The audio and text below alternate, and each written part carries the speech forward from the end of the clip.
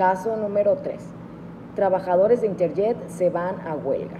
Ante la falta de pagos de salarios y prestaciones desde hace meses, los trabajadores de Interjet iniciarán una huelga. Los trabajadores de Interjet comenzaron el 8 de enero del 2021, una huelga ante el incumplimiento del pago de sus salarios y otras prestaciones desde hace meses.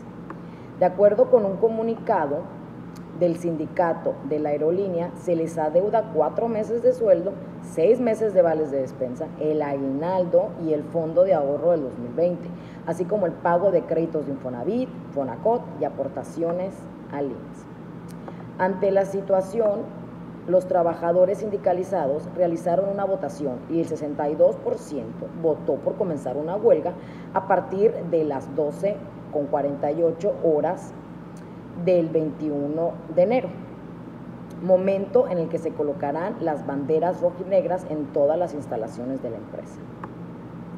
Interjet suspendió en diciembre todos sus vuelos ante la falta de liquidez para operar y el embargo del Servicio de Administración Tributaria, el SAT, ante adeudos de impuestos de años pasados. La última posibilidad de que la empresa siguiera volando era llegar a un acuerdo con el SAT para negociar su deuda y así poder recibir créditos bancarios, pero lamentablemente, como lo mencionó el SAT en su comunicado, eso no fue posible. Consignó en un comunicado el sindicato sección 15. Los trabajadores de Interjet han demostrado con su sacrificio el amor y cariño que le tienen, han dado todo y más para preservar la fuente de empleo. Nadie los puede culpar por el cierre que esperemos sea temporal de Interjet. Apenas hace 2 días, el SAT aseguró que el embargo precautorio sobre ABC Aerolíneas, nombre legal de Interjet, no tiene por qué afectar el pago de sueldos a trabajadores de la empresa. Asimismo, el organismo tributario aclaró que aunque la aerolínea ha comunicado la entrada de nuevos capitales, esto aún no se formaliza. Entonces, ¿de qué procedimiento se está tratando y cuáles son sus etapas? Este es un procedimiento extraordinario de huelga. El derecho de huelga se encuentra estipulado en las fracciones 16, 17, 18 del apartado A del artículo 123 constitucional. Estos indican lo siguiente: tanto los obreros como los empresarios tendrán derecho para coaligarse en defensa de sus respectivos intereses, formando sindicatos, asociaciones profesionales, etc. Las leyes reconocerán las huelgas y los paros como un derecho de los obreros y de los patronos. Las huelgas serán lícitas cuando tengan por objeto conseguir el equilibrio entre los diversos factores de la producción, armonizando los derechos del trabajo con los del capital. En los servicios públicos será obligatorio para los trabajadores dar aviso con 10 días de anticipación a los tribunales laborales de la fecha señalada para la suspensión del trabajo. Las huelgas serán consideradas como ilícitas únicamente cuando la mayoría de los huelguistas ejerciera actos violentos contra las personas o las propiedades, o en caso de guerra cuando aquellos pertenezcan a los establecimientos y servicios que dependan del gobierno. Cuando se trate de obtener la celebración de un contrato colectivo, se deberá acreditar que se cuenta con la representación de los trabajadores. La huelga se ha considerado como el medio más eficaz por el cual se puede persuadir al patrón para que cumpla con sus obligaciones. Es el derecho fundamental de la clase trabajadora. La huelga debe perseguir como objetivo legal el equilibrio entre los factores de la producción, armonizando el trabajo y el capital, la celebración del contrato ley o exigir su revisión o cumplimiento. El respeto a las disposiciones sobre participación de utilidades, apoyar una huelga que tenga por objeto alguno de los enumerados anteriores y exigir la revisión de los salarios contractuales. Las etapas de la huelga son: 1. Gestación.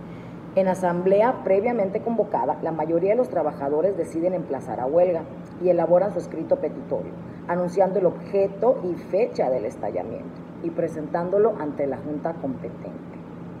Número 2 es la prehuelga. Presentando el pliego petitorio a las autoridades, se inicia formalmente el periodo de prehuelga cuando se le notifica al patrón. Número 3. Conciliación. Las partes son citadas a una audiencia que tiene por objeto avenirlas con la intervención de la autoridad. Número 4. Suspensión de labores. En caso de no conciliar, deberán suspenderse las actividades precisamente el día y hora señalados. De lo contrario, se estima que desapareció la voluntad mayoritaria de los trabajadores para el estallamiento.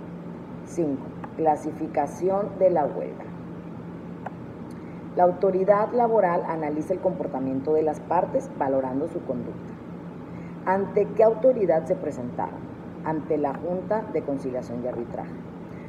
¿Cómo se resolvió este dicho caso? Bueno, este caso aún no se ha resuelto. Interjet cumplió 4 meses en huelga y 5 de haber suspendido el servicio de manera indefinida, entre otras causas, por problemas financieros que se agravaron con la pandemia de coronavirus y debido a que adeuda a sus trabajadores 8 meses de sueldo, vales de despensa, aguinaldo y fondo de ahorro del 2020. Desde septiembre la empresa debe el pago de seguridad social, créditos del Instituto del Fondo Nacional de la Vivienda para los Trabajadores y del Fondo Nacional para el Consumo. Por ello, el pasado 8 de enero, los sindicalizados colocaron banderas rojinegras en mostradores e instalaciones. Hace una semana, el Juzgado Sexto de Distrito en materia civil en la Ciudad de México admitió a trámite una demanda de concurso mercantil en etapa de quiebra para comenzar la liquidación de sus bienes y saldar adeudos por 2.250 millones de dólares con proveedores y el fisco.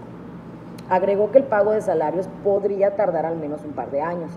La empresa trata de evadir la responsabilidad laboral, es decir, dilatar todo lo que tiene que ver los sueldos pendientes. La realidad es que Interjet no tiene con qué garantizar salarios de empleados, que debería ser prioridad, ni adeudos con sus acreedores. De acuerdo con datos oficiales, la aerolínea llegó a disponer de casi 80 aviones, con la mayoría arrendados. Sin embargo, la suma de adeudos por 1.250 millones de dólares con proveedores, el fisco y con sus mismos trabajadores, los 6 únicos aviones con los que contaba dejaron de volar desde diciembre pasado. Uno de los trabajadores de nombre Víctor, que laboraba en el área de tráfico, lamentó que la Confederación de Trabajadores de México, la CTM, sección 15, que representa a los empleados de Interjet, no les informe si ha sostenido reuniones con la empresa para llegar a un acuerdo en el pago de salarios y prestaciones. Sin embargo, dijo que el sindicato les regresará una parte del fondo de retiro para contrarrestar un poquito la crisis. Este caso no se ha resuelto. Esperemos ver los avances en los próximos meses, aunque en este tipo de situaciones tan complejas no vamos a saber del laudo correspondiente hasta dentro de unos años. Los fundamentos del procedimiento extraordinario de huelga los podemos encontrar estipulados en los artículos 440 al 469 de la Ley Federal del Trabajo.